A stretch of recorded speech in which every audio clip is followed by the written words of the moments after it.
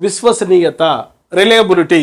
పరీక్ష పునరావృతంగా నిర్వహించినప్పుడు అదే ఫలితాలు ఇస్తుందా లేదా అనేది విశ్వసనీయత.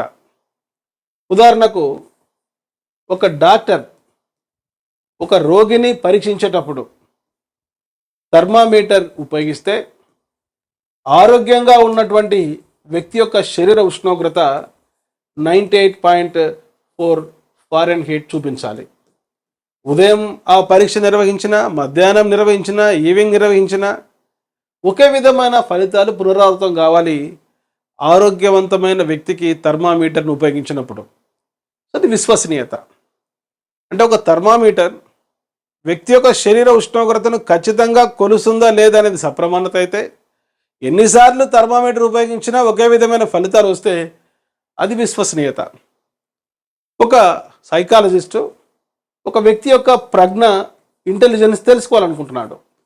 ప్రజ్ఞను ఖచ్చితంగా కొలిస్తే అది సప్రమాణత. ఆ ఇంటెలిజెన్స్ టెస్ట్ ఎన్నిసార్లు ఉపయోగించినా ఒకే విధమైన ఐక్యూ పాయింట్స్ వస్తే, ఇక్కడ పరీక్షా ఫలితాలు నిలకడగా వస్తే, స్థిరంగా వస్తే అది విశ్వసనీయత. So reliability is the consistency of the test results over time or across evaluators. స్థిరంగా నిలకడగా ఫలితాలు ఇస్తున్న నికష లక్షణం.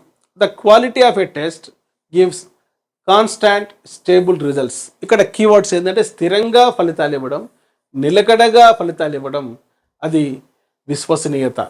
ప్లే స్టోర్లో ఎమిలీ అకాడమీ అని టైప్ చేసి నేడే యాప్ డౌన్లోడ్ చేసుకోండి. All the best.